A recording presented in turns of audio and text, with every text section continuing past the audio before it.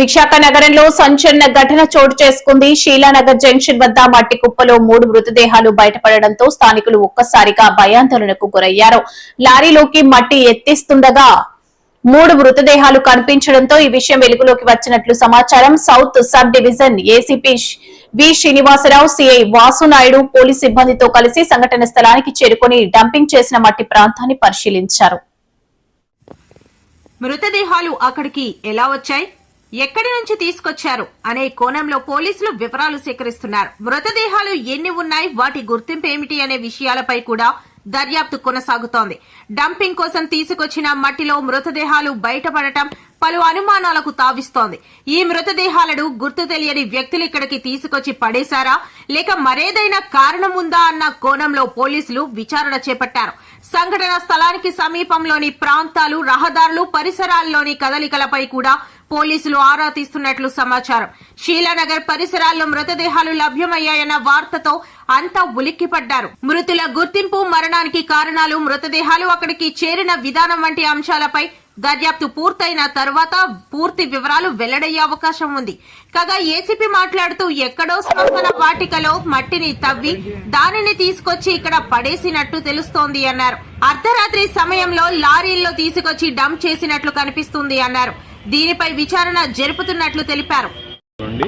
మన ఎయిర్పోర్ట్ కి అది పోర్ట్ రోడ్కి వెళ్లే దారిలో జస్ట్ జంక్షన్ నుంచి 50 మీటర్ దూరంలో రోడ్కి లెఫ్ట్ సైడ్ అండి. ఇక్కడ చూడండి, ఇక్కడ అంతా కూడాను రకరకాల ప్లేస్ నుంచి డంప్ చేసిన మట్టి అవశేషాలన్నీ ఉన్నాయి.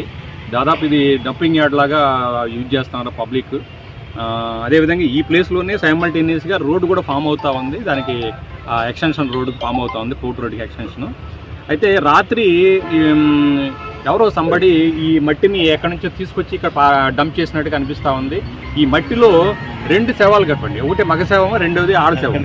మగశవం, ఆడశవం రెండు చూస్తే ఏమనిపిస్తుందంటే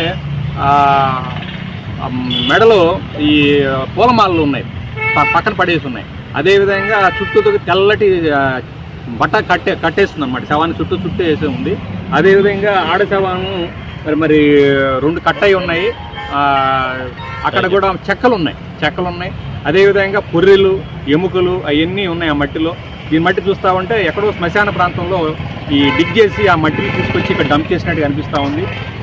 మనకున్న సమాచారం ప్రకారం రాత్రి సుమారు 2-3 మధ్య ఈ మట్టి వచ్చినట్టుగా తెలుస్తూ ఉంది. మరి ఎవరో తీసుకొచ్చి డంప్ చేశారు, మరి ఎటు నుంచి తీసుకొచ్చారు అనేది దాన్ని ఇన్వెస్టిగేషన్ జరుగుతుంది. ఇది మనకి క్లియర్గా తేలడం ఏంటంటే ఈ బాడీస్ అన్నీ కూడా, ఈ 2 డెడ్ బాడీస్, ఆడ ఒక శవము, అదేవిధంగా మగ మనిషి శవం, 2 కూడాను శ్మశాన ప్రాంతం నుంచి తీసుకొచ్చిన మట్టిగా తెలుస్తూ ఉంది. కాబట్టి ఇది వేరే అనుమానం లేదని క్లియర్గా అర్థం అవుతుంది. అయితే ఎక్కడైందనేది ఇందాక మనం చెప్పుకున్నట్టు విధంగా ఇన్వెస్టిగేషన్ చేయడం జరుగుతుంది. ఇప్పుడు మళ్ళీ మట్టి అంతా కూడా వెరిఫై చేస్తాము.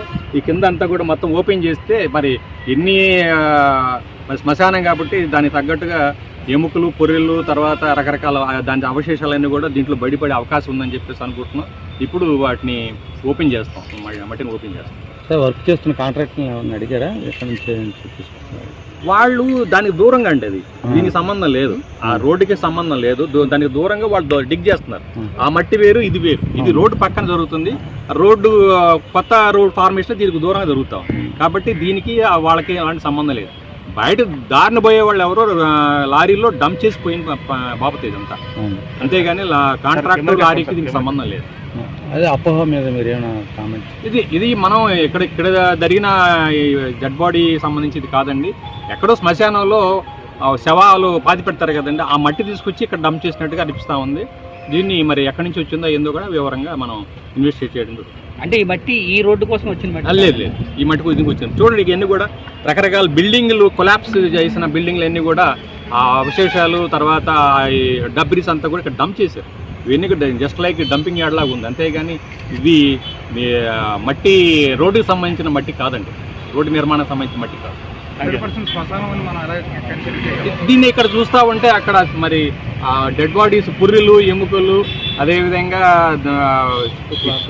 తర్వాత శవానికి కప్పిన ఈ తెల్ల బట్ట ఉంటుంది కదండి, తెల్ల బట్ట, తర్వాత వాడిన పూలమాలలు, తర్వాత ఎముకలు, పుర్రెలు అన్నీ ఉన్నాయి. దాన్ని బట్టి అది అనిపిస్తాం, శ్మశానం నుంచి వచ్చినట్టుగా మట్టి అనిపిస్తాం. Thank you sir.